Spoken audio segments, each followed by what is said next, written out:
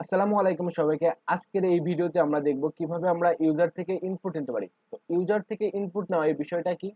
তো এখন দেখেন, এখানে আমি ইচ্ছা করলে লিখতে পারছি যে নেম ইজ ইকুয়াল টু মেহেদি। এখন যদি আমি প্রিন্ট করি মেহেদি, তাহলে কিন্তু আমার নামটা আরামসে প্রিন্ট আসবে। কিন্তু এই দেখেন, আমি নেমের ভিতর যে মেহেদি এই ভ্যালুটা অ্যাসাইন করলাম, এটা কিন্তু আমি অ্যাসাইন করছি। এখন ধরেন যে আমি কোনো একটা সফটওয়্যার বানালাম, সেই সফটওয়্যারের ক্ষেত্রে কি এভাবে থাকে যে নেম ইকুয়াল টু মেহেদি? সবসময় কি মেহেদি কি ফিক্স থাকে? কোনো কিছু কিছু কিছু ভ্যালু আছে ফিক্স থাকে, কিন্তু এই যে নাম এই সকল জিনিস কিন্তু ভ্যালু ফিক্স থাকে না। যেমন ধরেন যে আপনি একটা ফর্ম ফিল আপ করবেন, একটা ওয়েবসাইটে একটা ফর্ম দেওয়া আছে, যেটা আপনি ফিল আপ করবেন। সেখানে আপনার থেকে নেম, ইমেল, তারপর কোনো কিছু সম্পর্কে জানতে চাইলে সেটা নিয়ে তারপরে কিন্তু সাবমিট বাটনে ক্লিক করতে হয়। এই যে এই ইনপুটটা দিলেন, এই ইনপুটটা কার থেকে দিলেন? ইউজার দিল না?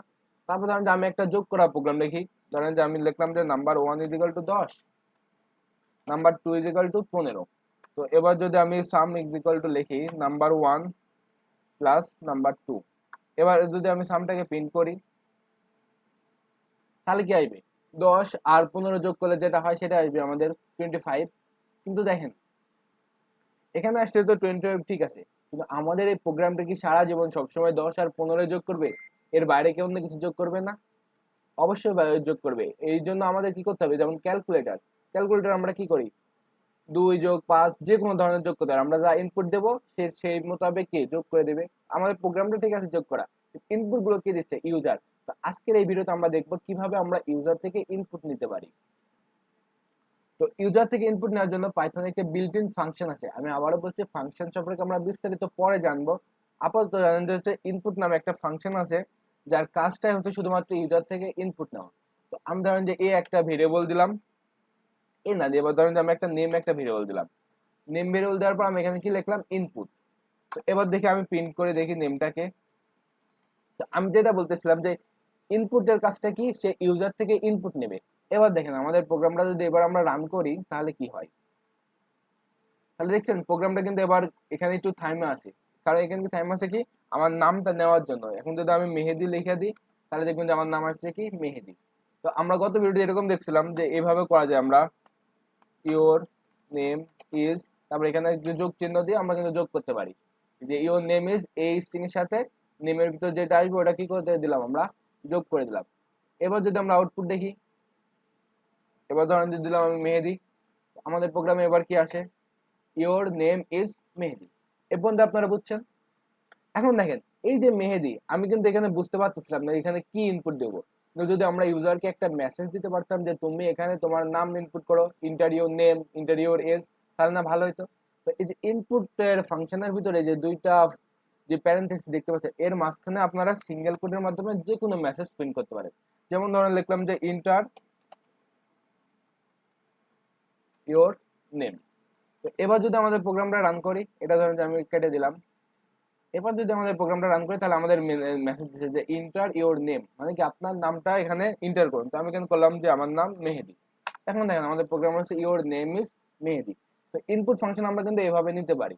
তো এখন ধরেন যে আমি দুইটা সংখ্যা যোগ করার জন্য ইনপুট নেবো, যে ইন্টিজার এ, আর একটা ধরেন যে দিলাম হচ্ছে বি। তাকে বললাম যে ইন্টার হচ্ছে ফার্স্ট নাম্বার,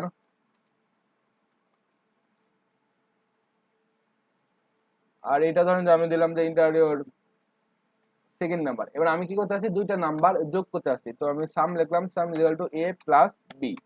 এবার যদি আমি প্রিন্ট করি সামটাকে, তাহলে কি আমাদের আউটপুট ঠিকভাবে আসবে? আমাদের আউটপুট কিন্তু ঠিকভাবে আসার কথা। তো আমি এখানে দেখতে পাচ্ছি ইন্টারের দাম দিলাম ধরেন যে আমি 8, আর ধরেন যে ইন্টার সেকেন্ড নাম্বার দিলাম হচ্ছে 2। এবার আমাদের আউটপুট কি আসার কথা? 8 আর 2 যেহেতু যোগ করছে তাহলে 10। কিন্তু দেখেন এখানে আসছে কি 82। এইটা হলো কেন বলেন তো দেখি? এইটা হবার কারণ হচ্ছে আমাদের যে ইনপুট ফাংশনটা আছে সে ডিফল্ট অবস্থায় কি ইনপুট নাই? স্ট্রিং। ডিফল্ট অবস্থায় সেই ইনপুট নেবে কি? স্ট্রিং। সেই ইনপুট নেবে এইভাবে, যে ফার্স্ট যখন আমি 8 দিব, তখন সেই ইনপুট নেবে এইভাবে যে 8। তারপর যখন আমরা যোগ করব, তখন তারপর কি ইনপুট নেবে সে? 2। তাহলে 8 একটা স্ট্রিং, 2 আর একটা স্ট্রিং। এদেরকে ধরেন যে আমি একটা ভেরিয়েবল রাখলাম যে রেজাল্ট। তাহলে 8 আর 2 যখন একটা দুইটা স্ট্রিং, তাহলে তারা তাদের কাজটা কি? স্ট্রিং কনকেট হয়ে যাওয়া, তারা কি পাশাপাশি যোগ হয়ে যাবে যে 8 আর 2। তাহলে এখন যদি আমরা রেজাল্টটাকেও প্রিন্ট করি যে রেজাল্ট, তাহলে আমার আউটপুট কি আসবে দেখি? তো আমাদের প্রোগ্রামটা ফার্স্ট নাম্বার ধরেন যে এবার দিলাম হচ্ছে ফার্স্ট নাম্বার 8, সেকেন্ড নাম্বার 2। তাহলে 82, আর আমরা যেটা ভাবছিলাম যে স্ট্রিংকে কনকেট করলে যা হয় তাই, তো এই ক্ষেত্রে আমাদের নাম্বারটা কিন্তু যোগ করতেছে না। তো যোগ কিভাবে করে এটা আমরা পরে ভিডিও দেখবো। আপাতত আপনারা জেনে রাখেন যে কিভাবে আমরা ইনপুট নিতে পারি। ইনপুট নেওয়ার জন্য আমরা ব্যবহার করতে পারি কি, ইনপুট নামে একটা ফাংশন, যার ভিতরে আমরা ইউজারকে কোনো মেসেজ দিতে পারি, আবার ইচ্ছা করলে নাও দিতে পারি, এটা সমস্যা নাই। তারপরে ইনপুট থেকে আমরা নিয়ে যে কোনো কাজ করতে পারি। তো আজকের ভিডিও এই পর্যন্তই, ধন্যবাদ সবাইকে।